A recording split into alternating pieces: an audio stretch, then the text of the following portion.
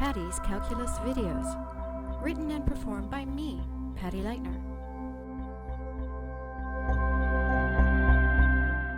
Part 2, Derivatives.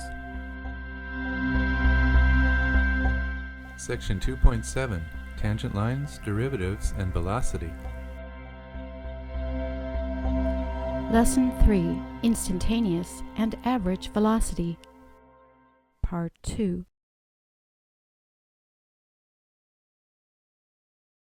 Okay, great. Well, let's go ahead and look at a specific example where we're given the equation for the position function. We've been looking at examples where we have a graph for s equals f of t, but not an equation for f of t. So here's a typical type of example that you'll see in a beginning physics class, something like that.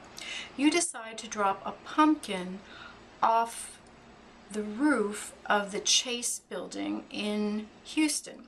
So here's you up the top of the Chase building in Houston. And the Chase building in Houston is roughly 1,024 feet above the ground. And the distance that the pumpkin has fallen after t seconds is given by this formula. And this is a formula that's really straight out of a beginning physics course. So the distance that we've fallen, that's what we're calling s, is equal to 16 t squared feet. So initially your pumpkin hasn't fallen at all. Time goes on and your pumpkin starts falling, and the distance it's fallen is given by s. For example, if you want how far the pumpkin has fallen after 1 second, well, we would just replace t with 1 here, and we would get s is equal to 16 times 1 squared. That would be 16 feet. So after 1 second, your pumpkin has dropped 16 feet.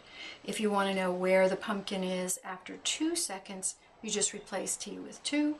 You get s is equal to 16 times 2 squared, or 64 feet. So that is how far your pumpkin has fallen after 2 seconds, and so on. This whole building, remember, is 1,024 feet high. And I'll mention also that this particular formula from physics is the simplest possible formula. It really neglects air resistance. The air actually counteracts the force due to gravity, and so the pumpkin would actually not fall quite according to this formula. It's slowed down by the air, and you can put a compensation factor in there, but for simplicity we're just going to go ahead and think of the simplest possible scenario where you can imagine maybe you're on the moon or something like that, where you don't have any atmosphere to slow the pumpkin down. Okay, well, let's try to answer some questions about this pumpkin. How long will it take for the pumpkin to reach the ground? Well, when you're asked a question like this, first of all, you want to think about, what am I being asked to find? It says how long. So what am I looking for? I'm looking for a time. How long will it take the pumpkin to reach the ground? So we want, I'll just put down, we want to know what is t equal to when the pumpkin hits the ground,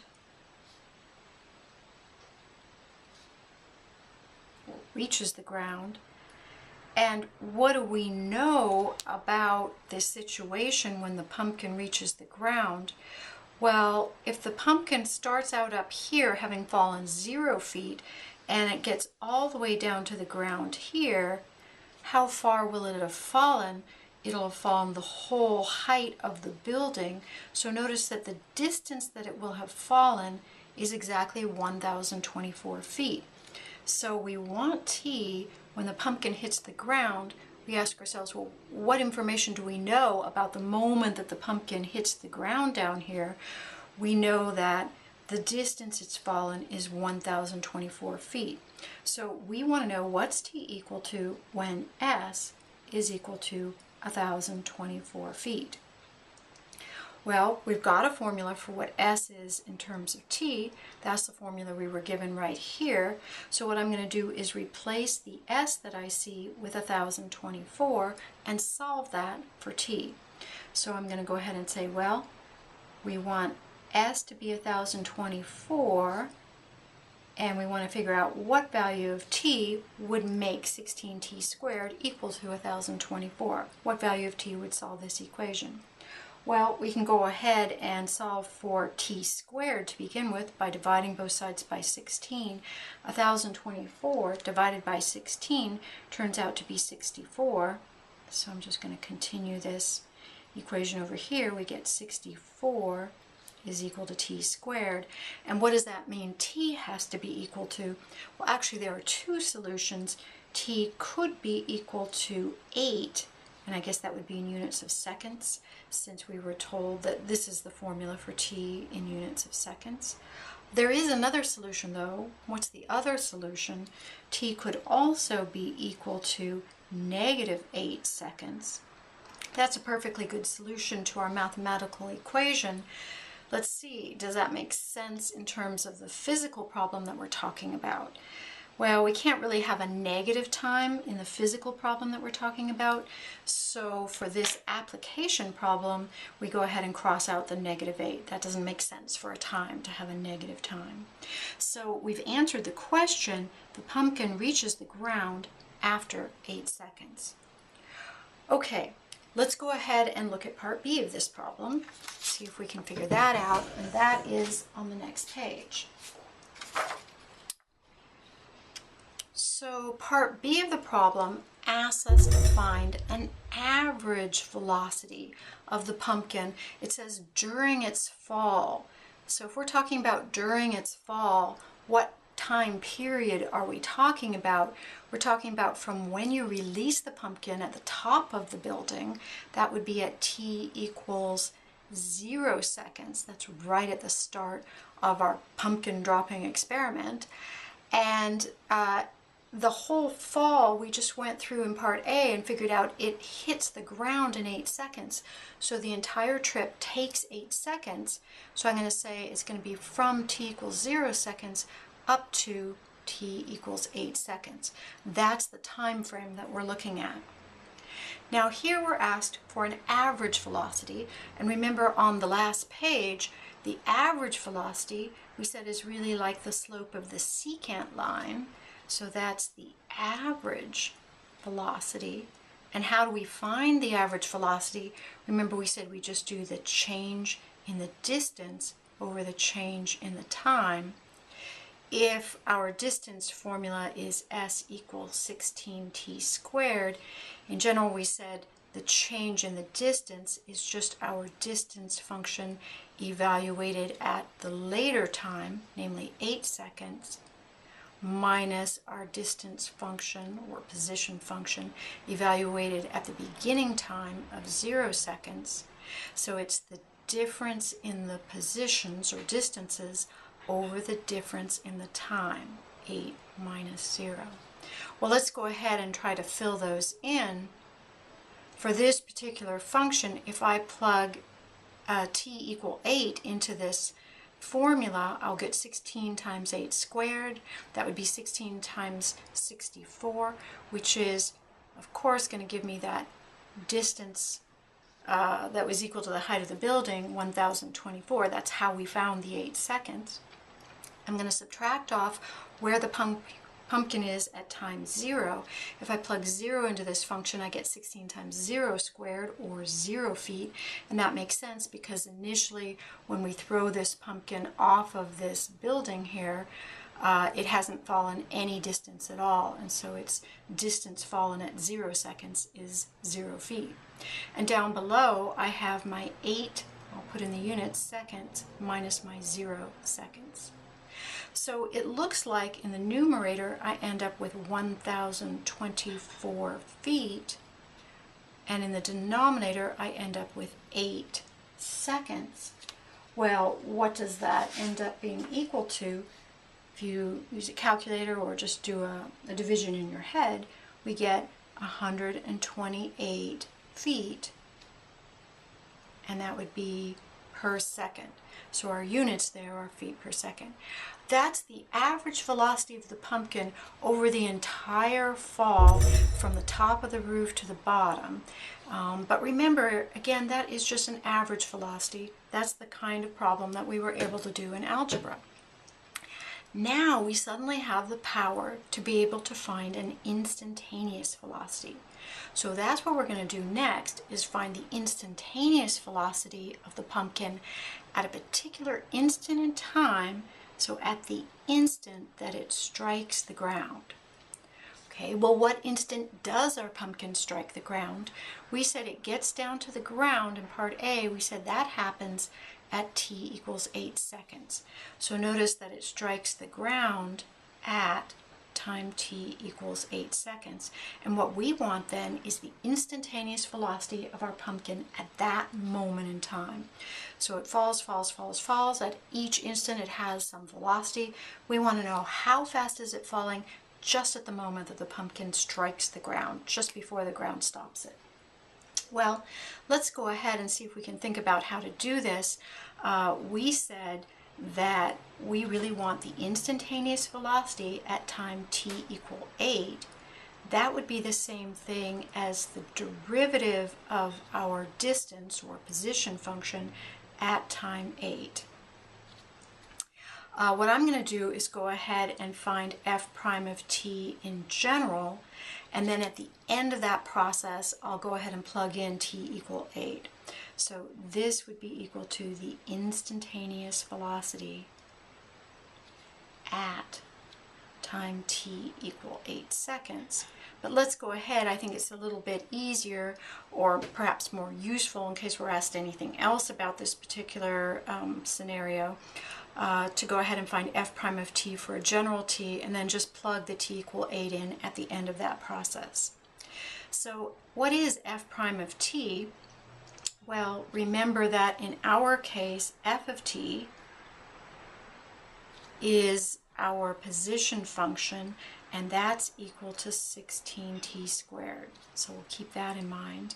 And f prime of t, well, if I want that, f prime of t is equal to the limit as h approaches 0 of, and it's just our familiar formula for the derivative, it's f of t plus h minus f of t all divided by h. But we want to apply that to this particular position function. F of t is equal to 16t squared. So let's go ahead and fill in what each of these expressions is for our particular function. Well, let's see. I want to first figure out what f of t plus h would be for this particular function. I actually already know what f of t is. It's simply 16t squared. So let me fill that in. So it's going to be a minus f of t is 16t squared. If I want f of t plus h, remember, and I'll just do this over on the side, that for our particular function, if I write this with empty parentheses, I have f of whatever I'm plugging into our function equals 16 times whatever I'm plugging in squared. So whatever I'm plugging in squared. And I've just rewritten our equation with empty parentheses everywhere I see a t. So I want f of t plus h. That means I fill in t plus h inside my empty parentheses. If I put t plus h into these empty parentheses, I must also put t plus h into these parentheses. So f of t plus h is 16 times the quantity t plus h squared. So let's go ahead and fill that in then. I would put down that f of t plus h is this expression for this particular example. So I get 16 times t plus h, that quantity squared, and then of course my formula has a division by h down in the denominator. Alright, well, if we were to just go ahead and try to find the limit as h goes to 0 by using direct substitution, you might notice that we run into problems. If I replace this h with a 0, I would end up with 16t squared minus 16t squared in the top, so I'm getting 0 in the top. And if I replace h with 0 in the bottom, I'm also getting 0 in the bottom. So I actually get one of those indeterminate forms. And what that means is that I can't tell yet what the limit is, and I have to try to rewrite to see if I can figure out what the limit is, or perhaps that the limit does not exist. Well, how do I rewrite? Probably the easiest thing is to FOIL out this t plus h quantity squared. So let me do that. I'm going to do the limit as h approaches 0 of 16, and I'll put a bunch of big parentheses here to give myself room. Here's the minus 16 squared and the h that I'm pulling down. T plus h times t plus h, if I FOIL that out, I'll get a t squared plus a 2th plus an h squared. And then let me go ahead and distribute this 16 to each of the terms that's inside. So I'll get the limit as h approaches 0, and up here I get a 16t squared plus, it looks like 32th plus 16h squared, and then I have a minus 16t squared, and the whole thing is divided by h. Well, let's see if anything simplifies. I hope that it does. It looks like the 16t squareds will drop out, and you might notice that what's left in the numerator has a common factor. It has a common factor actually of a 16 and also an h. So let me go ahead and factor that out. You can either factor out a 16h, that is the greatest common factor in the numerator, or you can just factor out an h if you want to. I'm just going to factor out an h because that's really all I need to factor out. But you could certainly factor out a 16h as well. And notice now that we can continue to simplify. There's a factor of h in the top and a factor of h in the bottom. So as long as h is approaching but not quite equal to 0, we're allowed to say whatever h is divided by itself is equal to 1 in a special form, and we can cancel those. Let's see, did I do that right? This should be a, this should be a 16h inside. My apologies. I pulled out an h and I made a little error there. When I pull the h out of here, I'm left with 32t. When I pull the h out of here, I'm left with a 16h. I forgot the h there. Okay, so I think that's all fixed up. And now what we're doing is we're finding the limit as h approaches 0 of 32t plus 16h. And remember that we're thinking of the t as a constant as far as this limiting process is concerned. Think of t as being a particular time, t equals 4, t equals 5, eventually we'll let t equal 8. The only thing that's approaching 0 is h. So the only thing that goes to 0 here is this h. So h is going to go to 0. We say that this expression is really a polynomial in h, so we're allowed to use direct substitution to compute the limit, and I get 32t plus 16 times 0. That means this term drops out, and I end up with a little formula, 32t. So remember what this formula is. If we backtrack all the way up, it's f prime of t. So this is f prime of t is equal to 32t.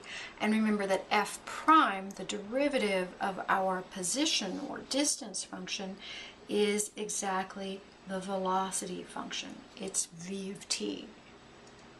So v of t, for our particular example, is given by this formula, 32t. If I want the instantaneous velocity of my pumpkin at any instant, all I do is plug that instant in place of t. Well, when did we want the instantaneous velocity? We wanted it at the moment that the pumpkin hits the ground.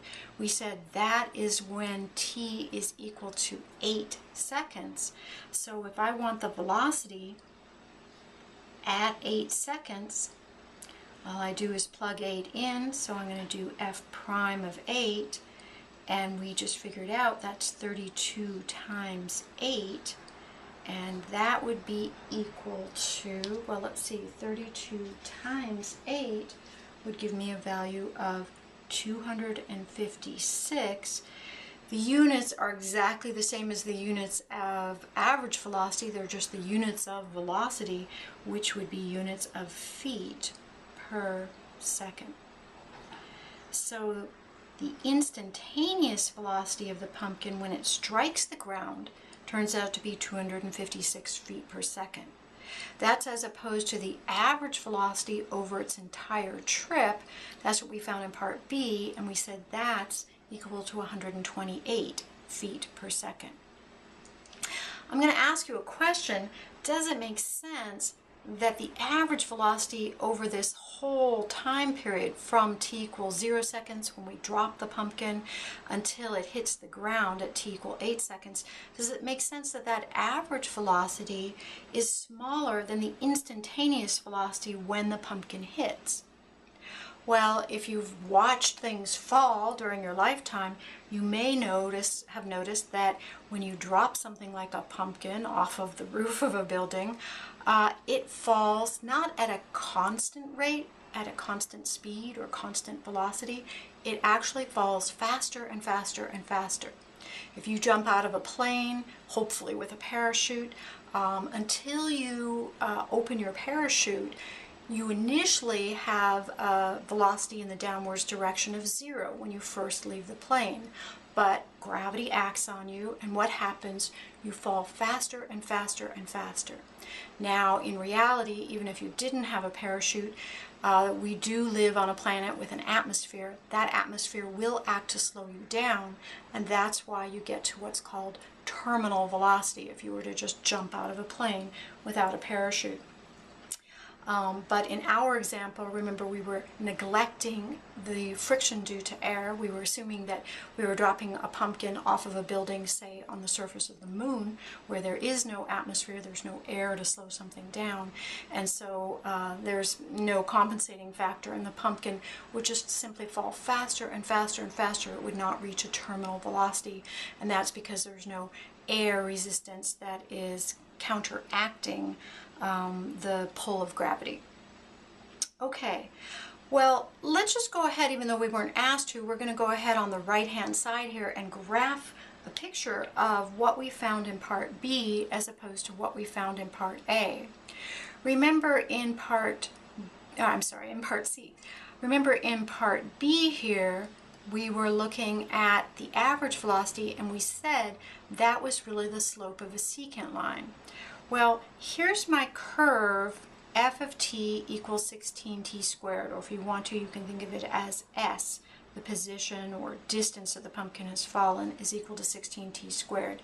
And if you were to graph this, remember, it will be a parabola that opens upwards. It's a fairly narrow parabola. You notice this S scale is very much crunched compared to the T scale down here. That's why the curve doesn't look super narrow in terms of a parabola. There's really, if you graph this equation, there's another portion to the parabola that would be over here, but that would be negative time values, and for our application problem we don't want to consider t being something that's negative, so we're really only looking at positive t values, and so we get just the right half of a parabola that opens upwards. So this is the s versus t curve. We were finding the slope of the secant line in part A, and it was the slope of the secant line between the points corresponding to a t value of 0 and a t value of 8. So a t value of 0, we said when we plug 0 into our s equals 16t squared function, we got 0 as an output. That's this point right here. This graph looks weird because our pumpkin is dropping downwards in the physical world, but the distance is dropped is actually going upwards on our s-axis. So we start out here, the pumpkin has, this is how far it's fallen. It has fallen 0 feet, and so our pumpkin starts out right here at 0, 0. So that's the point that we begin at, and we end at t equals 8. 8 seconds corresponds to a distance of 1024. If you plug 8 in, 16 times 8 squared is 1024. So 8, 1024 is the point that we end at, and I could draw the secant line between those two. Let me try to do it with a ruler so that it's a little bit more accurate. And so what we found in part B was the slope of this secant line between these 2 points, 0, 0 and 8, 10, 24, and we found that the slope of that line turns out to be 128 feet per second. Well, what did we find in part C? That was the instantaneous velocity. We went through and found it down here. But what is the instantaneous velocity the slope of? The average velocity we said is the slope of the secant line. The instantaneous velocity is the slope of the tangent line. And it's the slope of the tangent line to my curve right at the moment that we're looking at here, right at the time t equals 8. So if we look at the point corresponding to t equal 8, it's this one right here. And what we found was the slope of the tangent line to this black curve at the point corresponding to a time t equals 8. So if I try to draw in what appears to be the tangent line at that point, you can see it's going to be quite a steep line. So we should expect it to have a large positive slope. So here is the tangent line.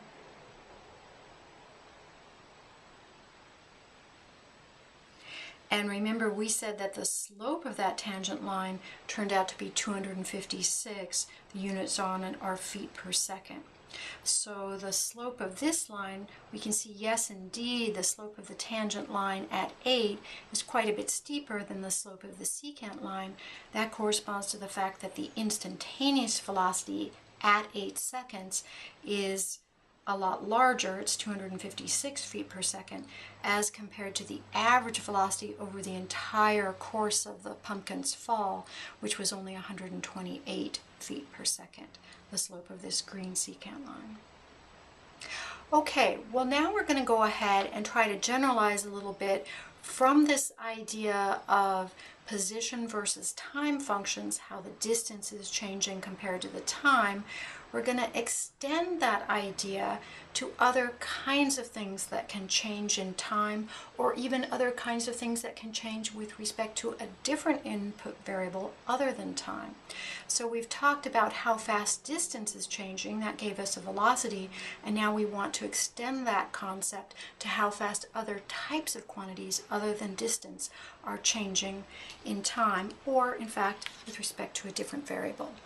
Okay, so now what I'd like us to do is look at just another thought experiment, just to get a little more used to this idea of the slope of the tangent line giving us the instantaneous velocity of an object. Before we do that, you might just think about it in terms of the picture that we've drawn here. We said that we have a very steep tangent line at t equals 8, and that corresponded to a very fast instantaneous velocity of 256 feet per second. If you thought about the slope of the tangent line at the point, say, corresponding to t equals 4, well, would that slope be a larger number or a smaller number than the slope of this tangent line here at t equals 8?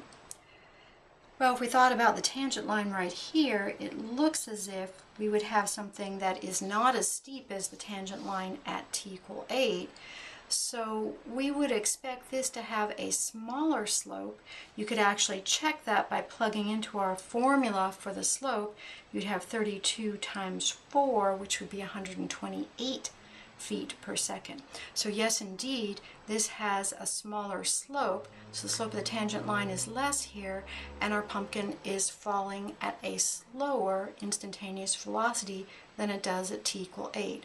Again, that goes along with the idea that we discussed earlier, that the pumpkin starts out with a velocity of 0, and it starts to fall faster and faster and faster. At t equal 4, partway down here, it's going to be falling more slowly than at t equal 8, just before it hits the pavement. And you can kind of see that all along this black curve. Here we are at t equals 0. We drop this with a velocity of 0. That would actually be a horizontal tangent line. Remember that a horizontal line has slope equal to 0. And as we start moving this way in time, the slopes of the tangent lines, you notice, get steeper and steeper and steeper. How do we interpret that? We interpret that as the velocity, the instantaneous velocity of the pumpkin is 0 to begin with, and then it starts to have some positive velocity, and that positive velocity just gets faster and faster and faster. Well, let's see how that works in a new kind of thought experiment. So now I want you to imagine the following imaginary car trip. And we're going to try to draw an S versus T curve that roughly describes the following trip. So S again is going to be your position function. It's really going to be the number of miles you are from your house. And you're going to start this trip at home and drive a certain distance away from your house. T is going to be the number of hours that have elapsed since you left your house. So it says that you start at home. All right, and then we're going to start from a stop and slowly speed up. So we're going to try to draw a rough S versus T graph that describes that. Well, if I start at home, it means my initial number of miles from home is 0, and that's at time t equals 0. So it means I start right here at the point t equals 0, S equals 0. And it also says that I start from a stop. Well, what does that mean about my instantaneous velocity? If I start out from a stop, that means my instantaneous velocity is 0 miles per hour at time t equals 0. But remember that the instantaneous velocity is the same as the slope of the tangent line to our curve. So whatever curve we end up drawing here, it must have a tangent line slope of 0 at time t equals 0. Well, what kind of line has a slope of 0? Remember, that is a horizontal line. So the tangent line right at this point to my curve has to be something that's horizontal. So the tangent line, if I drew just a little short tangent line there, it's got to look something like this. Now we start to slowly speed up. What does that mean? It means my instantaneous velocity is getting larger. We'll say getting larger. But again, remember the instantaneous velocity is just the slopes of the tangent lines. So the slopes of my tangent lines, whatever this curve looks like, the slopes of the tangent lines must be getting larger. So they're getting to be larger and larger numbers. And of course we know that if the numbers are getting larger, and we're talking about positive slopes here, that means that my tangent lines must be getting steeper. So as I start out from home, if I move forward in time a little bit to a new point, I must have a tangent line that has some positive slope, and the farther I move forward in time, the steeper this tangent line slope has to get. Let's try to draw a green S versus T curve that would have these as tangent lines at the points that we've talked about. So I start out with a curve that's very flat here because the tangent line has to be horizontal at 0 and slowly bends upwards. We sometimes say it's scooped upwards so that the slopes of the tangent lines are getting larger as I move to the right. Okay, so that's what happens through part 1 of our description. Now let's look at part 2. It says that at some moment in time you see a good place to stop for lunch. Okay, so this is really, I'll put part 1, that's really this portion of the curve is describing part 1. Now at this point in time, I see a good place for lunch, I slow down and I stop. What does that mean about my instantaneous velocities? If I'm slowing down, the instantaneous velocities are now getting smaller instead of larger. That means that the slopes of my tangent lines are getting smaller instead of larger. And what does that mean about the way the tangent lines look? They have to be getting shallower in slope. So they have to be sort of flattening out. So if I go a little farther in time to the right, I have to draw a tangent line that has a smaller slope, in other words, not as steep as the slopes were over here. And if I move even farther to the right in time, I'll have a yet shallower tangent line. and at some point I come to a stop, so my velocity becomes 0, means the slope of my tangent line is 0, so my tangent line must be horizontal at the point where I stop for lunch. So right at this time, I would actually stop and my tangent line would be horizontal. Well, let's draw a graph that would go along with this. This is section 2 of the description of our trip. And notice that the curve would have to be flattening out and get completely flat right at the moment that you stop for lunch. We sometimes say that it's scooped downwards. So we start out with a flat curve. It gets steeper and steeper until we see the lunch spot. So this is where we see the lunch spot from the windshield. Then we start slowing down, so the curve is scooped downwards, getting flatter and flatter, and it flattens out. And when we stop for lunch, we again have a horizontal tangent line. Okay, well, what I would like you to do is to think about part 3 and part 4 and see if you can do the same type of reasoning to figure out what the green S versus T curve would have to be for those two descriptions, and then go ahead and restart the camera, the video, and we will go through those two parts together.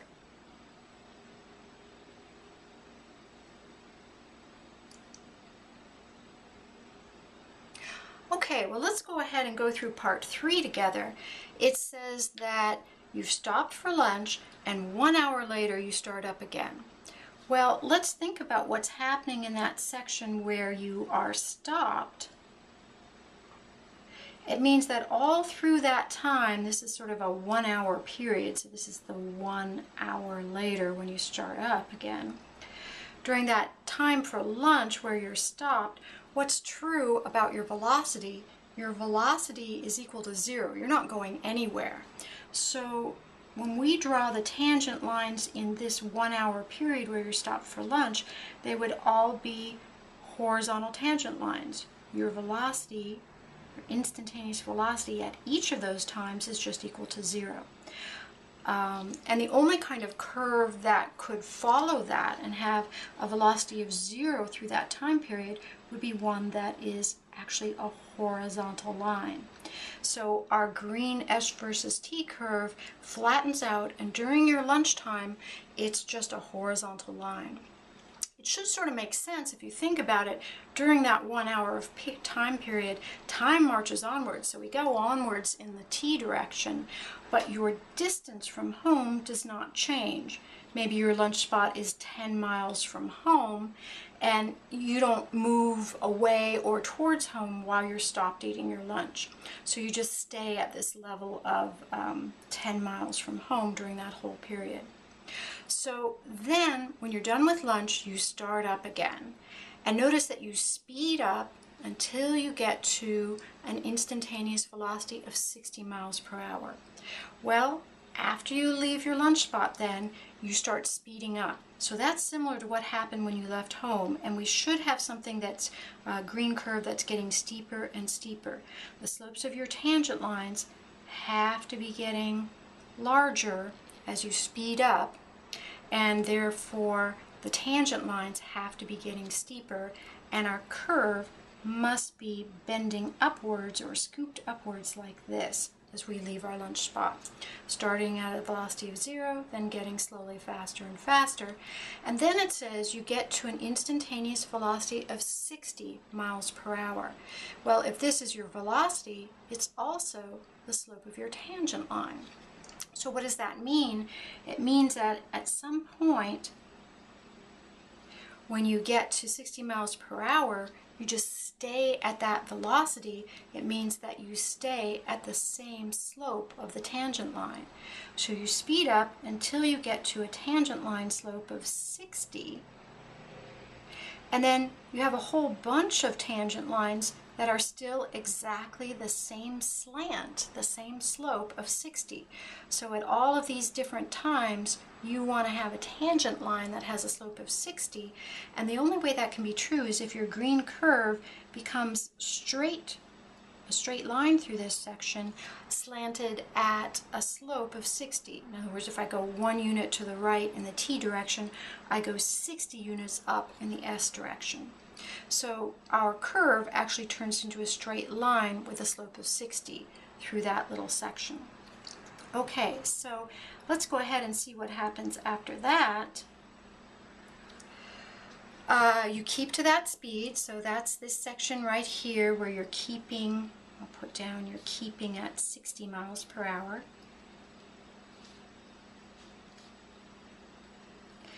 And then in part 4, now comes a moment where you suddenly realize you left your backpack back at your lunch spot. So you're tootling along at 60 miles per hour, but now you realize you left your lunch backpack back at your lunch spot here. So you decide, okay, I better slow down, stop, and turn around. Let's look at this part first, slowing down. If I slow down from 60 miles per hour, it means the slopes of my tangent lines have to be getting smaller because I'm slowing down. So I'm going to slow down, and so my tangent lines have to be flattening out, and I come to a stop. The moment that I stop, I'm going to have a tangent line that is horizontal because my instantaneous velocity will be 0. So the green curve that could go with that is one that scoops downwards and flattens out to have a horizontal tangent line at some point here. So you slow down, you stop, so this is where you've stopped. And now you turn around and speed back towards your lunch spot and slowing to a stop. Well, if I turn around, what does that mean about my distance s from home? My distance from home is going to start shrinking because I'm turning back towards my house. So I've been moving away from my house. Here I'm at my maximum distance on the s-axis from my house. And now my distance has to start shrinking. I'm going in the reverse direction, and so I'm getting closer to home. So my number of miles from home is actually getting smaller. So when we turn around, we're actually going to have a curve that is bending downwards. Time is still going in the positive direction, but my distance from home is dropping. We're going to speed back towards our lunch spot. Well, if we start speeding back towards our lunch spot, remember it means that the slopes of our tangent lines must be getting larger, at least in absolute value. They must be getting steeper if I'm speeding back. So I'm going to draw something that has, these are actually smaller slopes, but their absolute values are getting bigger and bigger. I'm getting a steeper and steeper tangent line. And I speed back towards my lunch spot. Where's my lunch spot? That was 10 miles from home. So I'm going to speed towards my lunch spot. And when I get close to my lunch spot, in other words, to this 10-mile mark from home on the s-axis, I'm going to slow down to a stop so that I can go pick up my backpack. So when I see the lunch spot, I start slowing down. What does that mean? It means the absolute values of my tangent lines are going to be smaller. In other words, my tangent lines are actually going to flatten out. And finally, when I get to my lunch spot, I'm going to stop, and so I'll have a tangent line that is horizontal.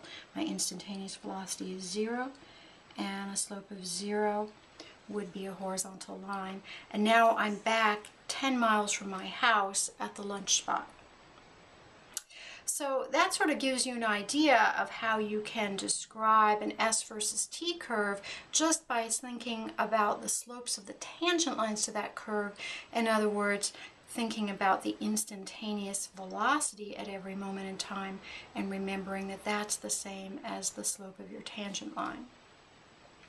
One thing I want to mention is that when you're going in the reverse direction, as we were here, if you look at the slope of the tangent line at such a point, what's really happening with that slope, it's a line that's falling as we move to the right.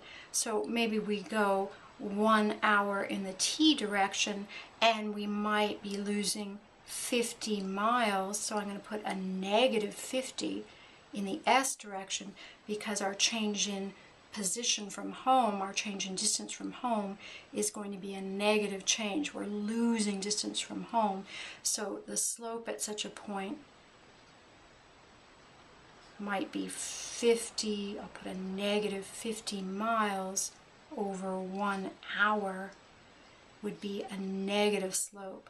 So I just wanted to emphasize the fact that when we start turning around here, we actually have slopes of tangent lines that are negative, and all that means is that we have an increase in time, but we have a decrease in our distance from home. In other words, our distance from home has a negative value. We're losing miles from home. Okay, let's go ahead and look at the next slide.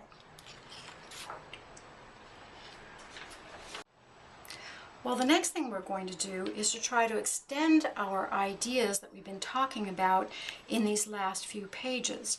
We've been talking about instantaneous velocity, which is really a rate that your distance is changing with respect to the input variable of time. And what we'd like to do is extend that to other types of quantities besides just distance and how they can change in time. And in fact, we'll even talk about different types of input variables.